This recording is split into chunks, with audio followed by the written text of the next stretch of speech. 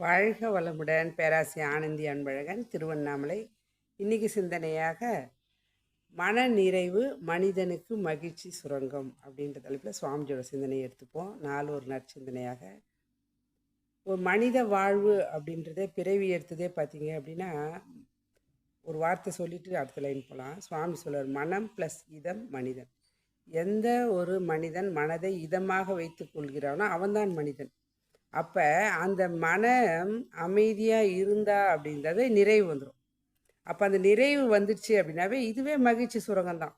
ஆனால் நம்ம என்ன நினைக்கிறோம், நிறைய பணம் இருந்தா, செல்வாக்கு, புகழ், புலனின்பம், இதில் தான் நிறைவு இருக்கா அப்படின்னா அதில் நிறைவு இருக்குது, இல்லைன்னு சொல்ல முடியாது. ஆனால் அது பார்த்திங்கன்னா அகப்பொருளாக தான் இருக்கும், அவசரத்துக்கு உதவக்கூடியது தான். ஆனால் அது மனசு நிறைவு தருமா அப்படின்னா நிறைவு தராது. எவ்வளோ செல்வம் இருந்தால் என்ன பண்ணுவோம், நமக்கு அனுபவிக்கிறது தான் அனுபவிக்க போகிறோம்.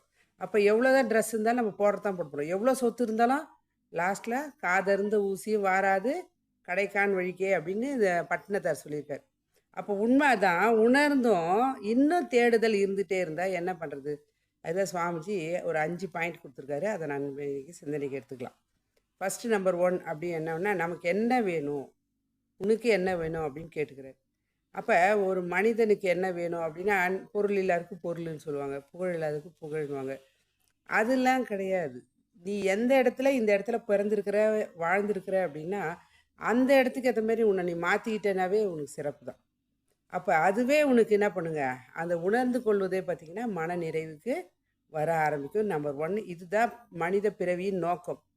அது பணக்காராக இருக்கிறாங்க, புகழாக இருக்காங்க, அதிகாரத்தில் இருக்காங்க, அதெல்லாம் கிடையாது. எந்த இடத்துல இருந்தாலும் நிறைவு வேண்டும். அடுத்தது பார்த்தீங்க அப்படின்னா, நீ எந்த இடத்துல எப்படி எந்த இடத்துல இருக்கிறாய் அப்படின்னு நம்ம பார்த்துக்கணும்.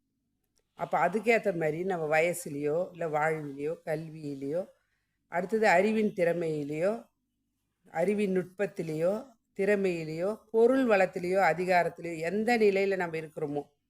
சில பேர் பார்த்திங்கன்னா உடல் அளவில் நல்லா இருப்பாங்க, சில பேர் பார்த்திங்கன்னா ஒன்றுமே இருக்காது, குடிசையில் தான் இருப்பாங்க, ஆனால் மனசு பார்த்திங்கன்னா நிறைவாக இருக்கும். இதை நம்ம புரிஞ்சுக்கிட்டோம் அப்படின்னாவே நம்ம அது இடத்துக்கு ஏற்ற மாதிரி நாம் மாற்றிக்கொள்ள வேண்டும். பிறரை பார்த்து நாம் வாழக்கூடாது, நமக்கான வாழ்க்கையை நாம் தான் வாழ வேண்டும். ஏன்னா நிறைய பேர் என்ன நினைப்பாங்க தெரியுங்களா, அவங்கள நீங்கள் பிறரை பார்க்குறீங்க, அவங்க என்னத்தை நினைப்பாங்க, அவங்க பேர் கொடுத்து வச்சுருக்காங்க, ஒன்றுமே இல்லைனாலும் சூப்பராக சிறப்பாக இருக்காங்க. எப்படி அது அப்படின்னா, அங்கே இருக்கக்கூடியது பேசிக் அப்படின்னு பார்த்திங்கன்னா, அடிப்படைன்னு பார்த்திங்கன்னா மன நிறைவு தான். அந்த மன நிறைவு வந்துடுச்சுனாவே எதையுமே ஏற்றுக்கக்கூடிய தன்மை வரும். ஆனால் அதுக்கேற்ற மாதிரி இரையாற்றலும் அவங்களுக்கு ரொம்ப துன்பத்தை கொடுக்காது. அப்போ நம்ம என்ன பண்ணுறோங்க, நம்ம ஒரு தொண்டு செய்கிறதன் மூலமாக எந்த விதத்துலையாவது என்னால் எதை செய்ய முடியுமோ அதை செய்து, சரி எதுவுமே செய்ய முடியலைங்க, எனக்கு ஏஜ் ஆகிடுச்சு, நான் என்னங்க பண்ண முடியும், என்ன கேட்டிருக்காங்க நிறைய பேர். அப்போ அவங்ககிட்ட சொன்னது ஒன்றே ஒன்று என்ன அப்படின்னா, இந்த உலகத்தில் வாழ்ந்துட்டுருக்கோம் நம்ம. அப்போ வாழ்ந்துட்டுருக்க நாம் என்ன பண்ணுங்க, அட்லீஸ்ட் வாழ்க வையகம், வாழ்க வையகம், வாழ்கும் வையகத்தை வாழ்த்தினாவே போதும். அந்த வையகத்தை வாழ்த்தும் போதே பார்த்தீங்க அப்படின்னாவே நாம் வாழ தொடங்கும். ஏன்னா நாம் கொடுக்கக்கூடிய வாழ்த்து திருப்பி ரிட்டன் நமக்குள்ளே தான் வருது. சுவாமிஜியோட அந்த ஒரு சப்ஜெக்டில் தெரியும், அவரோட கான்செப்டில். நம்பர் 3 பார்த்தீங்க அப்படின்னா, பிறரிடமிருந்து எவரிடமிருந்தும் எதிர்பார்க்க கூடாது. ஏன் அப்படின்னா அந்த எதிர்பார்த்தல் நம்பர் 3ல் பார்த்தீங்கன்னா, எதிர்பார்த்தல்ன்றதே ஏமாற்றத்தில் தான் முடியும். சுவாமிஜி ஒரு லைன் சொல்லுவார், எதிர்பார்த்தல் கையேந்தல் வேண்டாம், மாநிதியாம் இறைவனை நம் மனதிலடியில் கொள்வோன்வர். அப்போ இறைவனை நம்ம நினச்சாவே போதும். ஏன்னா இறைவன் தான் எல்லாத்துக்குள்ளேயும் இருந்து இயங்கிட்டு இருக்கான்.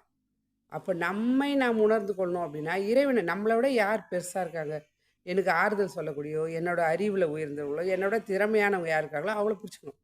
அப்போ யார் அப்படின்னா அது இறைவன் தான், இறை சக்தி தான். அப்போ இறைவனை நாம் பிடிச்சிக்கிட்டோம் அப்படின்னாவே மற்றவங்கிட்ட எதிர்பார்த்தல் தேவையில்லாத ஒரு விஷயமா இருக்கும். ஏன்னா எதிர்பார்த்தல் ஏமாற்றத்தில் தான் முடியும். நம்பர் 4 பார்த்தீங்க அப்படின்னா, ஒவ்வொருக்கும் ஒரு அறிவு இருக்குது, பொறுப்புணர்ச்சி இருக்குது, செயல் திறமை இருக்குது, வாழ்வில் அனுபவம் இருக்குது, எல்லாருக்குமே இருக்குது இல்லைங்களா? அப்போ இதை ஒத்துக்கொள்ள வேண்டும். அவங்களோட அனுபவம், அவங்களோட திறமை, அவங்களோட அறிவு அப்படி நம்ம ஒத்துக்கிட்டோம் அப்படின்னாவே அவங்கக்கிட்டேருந்து சில பாடத்தை நம்ம கற்றுக்கலாம்.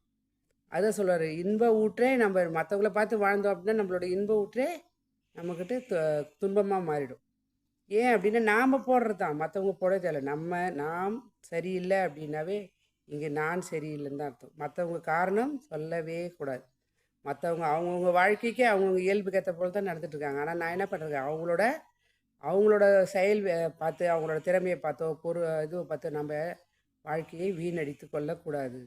அதுக்கு பதில் என்ன பண்ணுங்க, எதிர்பார்க்கறத மறந்துட்டு என் அறிவு என்ன கொடுத்துருக்கோ இரையாற்றில் அதை நடத்தி கொண்டு போயிட்டே இருக்கலாம். அடுத்தது அவசியம் 5வது என்ன கொடுத்துருக்காரு அப்படின்னா, அவசியமற்று பிறர் செயலில் தலையிடாதே. சுவாமி 3 சொல்லுவார். கமாண்ட் கமாண்ட் டிமாண்ட் அப்படின்வார். டிமாண்ட் பண்ணக்கூடாது, இப்படி செய்யுங்க அப்படின்னு கட்டாயப்படுத்தக்கூடாது. கமெண்ட் பண்ணக்கூடாது, இப்படி செய் அப்படி செய் அப்படின்லாம் சொல்லக்கூடாது. ஏன்னா அவங்களுக்கு இருக்கிற அறிவுக்கு அவங்களுக்கு ஏற்ற மாதிரி செய்வாங்க. அடுத்தது பார்த்தீங்கன்னா கமெண்ட் டிமாண்ட் அப்படின்னா எந்த விதத்துலேயும் அவங்கள நம்ம அவங்கள வந்து கட்டாயப்படுத்தக்கூடாது.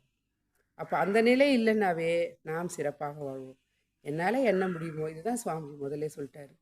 உன்னால் என்ன முடியுமோ அதை நீ கொண்டு சிறப்பாக வாழ்ந்தாலவே மன நிறைவு வரும். அப்போ இதால் என்ன நடக்குது அப்படின்னா, மற்றவங்க நம்ம மேலே பார்த்தீங்க அப்படின்னா நாமளும் மற்றவங்கள மதிக்கக்கூடிய தன்மையும் நமக்குள்ளே இருக்கக்கூடிய அமைதியும் மற்றவங்களும் நம்ம பார்த்து இப்போ இவங்கள மாதிரி இருக்கணும் அப்படின்ற அந்த ஒரு தன்மையை ஏற்றுக்கொள்ள தன்மை வருது அப்படின்னா ஒவ்வொரு மனிதனுக்கும் மனநிறைவு என்பது அவசியமான ஒரு விஷயம்.